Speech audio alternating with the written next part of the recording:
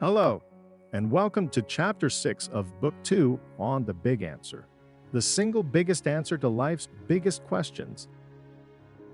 If you haven't, please start with the video titled Book 1, Intro to the Big Answer, and work through the Book 1 chapters after that before starting on Book 2. This is the last video in Book 2, covering the 7 qualities and more, though obviously not exhaustive, detail. We're going to continue with the last 3 qualities altogether, as they are all pretty quick to explain. These are dynamics, resourcefulness, and efficiency. Dynamics, as defined for TBA, is the specific arrangement and/or interaction of parts that gives rise to a principle or whole. So it should be clear from this that we're not just talking about any old kind of dynamic, picking up and throwing a handful of sand at the beach, or shouting, "Tuesday's faster." At a stranger are kinds of dynamics, but since they're not really producing a principle or a new whole, it's not the kind of dynamic we're talking about here in the big answer.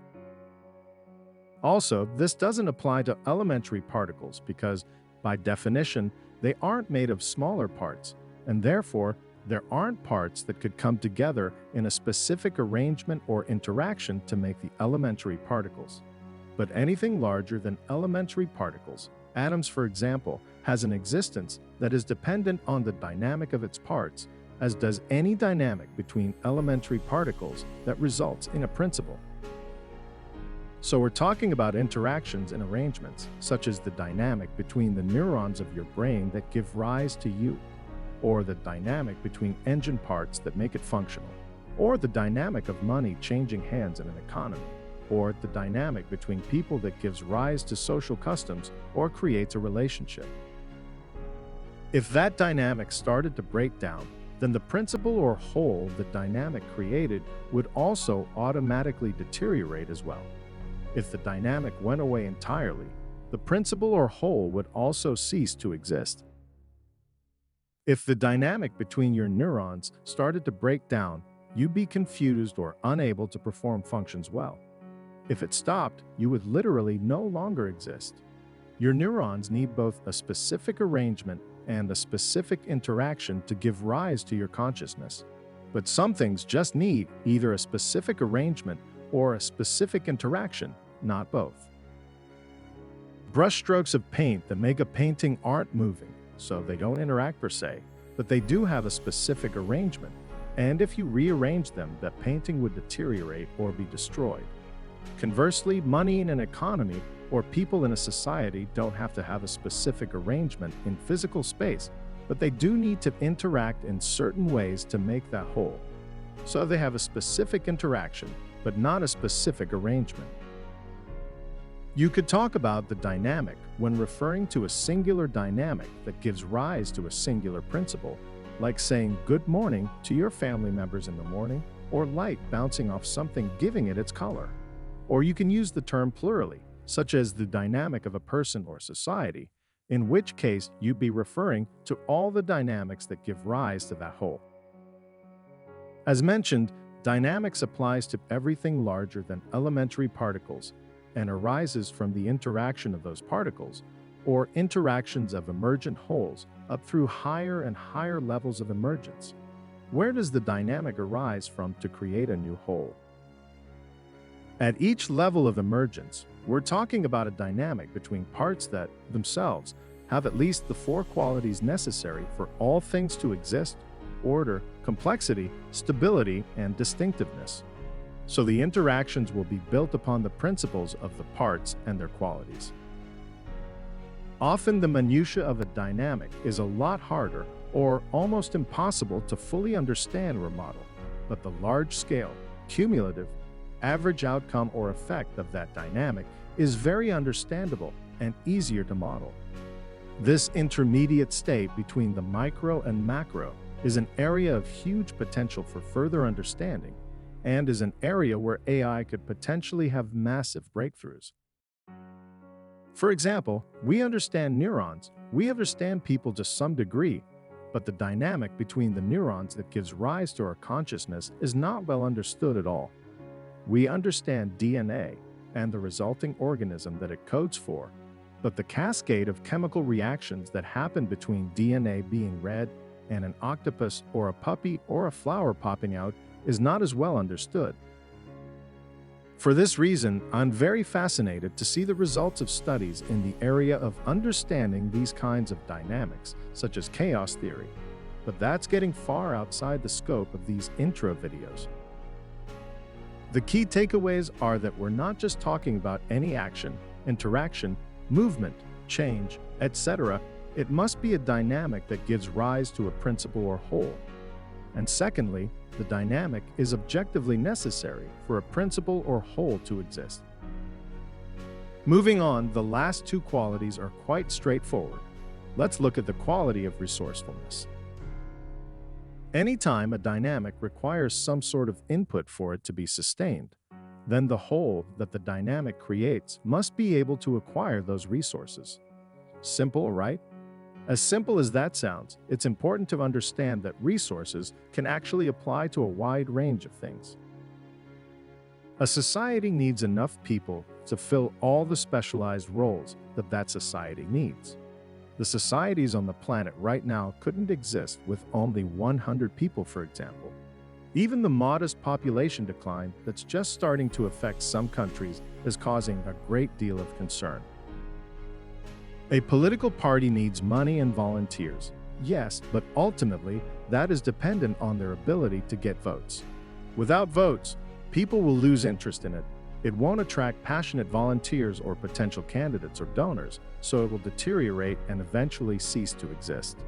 So votes is a resource as far as political parties are concerned. A business needs talent. A manufacturing business also needs raw materials such as plastics and steel, electricity or gas to run, water for cooling, and land to put a factory on, etc. Hopefully, these are enough examples to open your mind to the variety of things that are considered resources. And since nothing has access to unlimited resources, that brings us to our last quality, efficiency. Everything that requires resources must be efficient enough to maintain its existence with the resources it has access to or can acquire. If it can't, it ceases to exist. If I can get a small amount of oxygen, but not as much as I need, I'll die. But naked mole rats, which live in underground colonies and have evolved for a low oxygen environment, could be quite happy with that amount of oxygen, because their lungs and bodies are more efficient at extracting oxygen from the air and using it than I am. If one person in a relationship requires their partner to spend lots of money on them, spend all their free time with them, and needs a lot of interaction, validation, consoling, etc., while not actually contributing much, that's a very high-maintenance relationship. It's bad because of its low efficiency.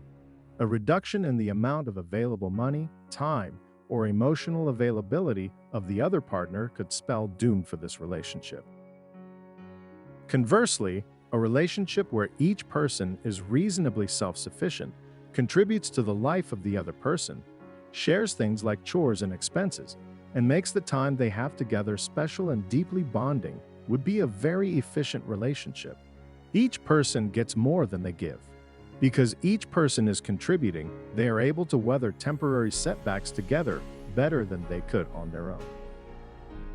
It should be fairly obvious that resourcefulness and efficiency are often inversely proportional.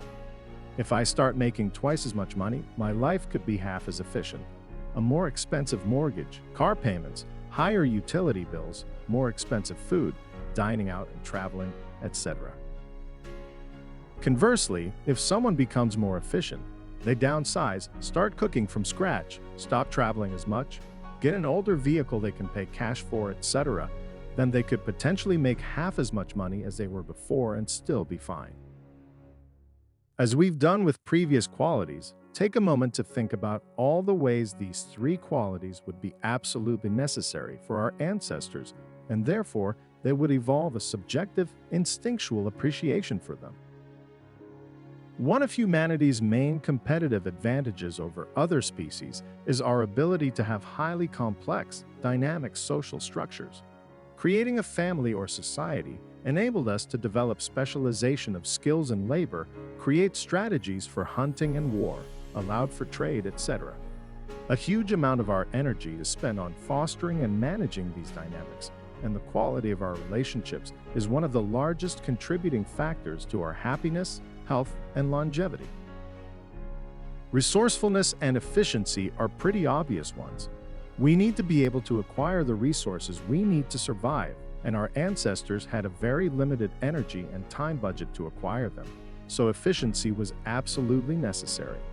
Having or being able to acquire more resources than strictly necessary allowed one to have higher social status, security, and a better selection of mates.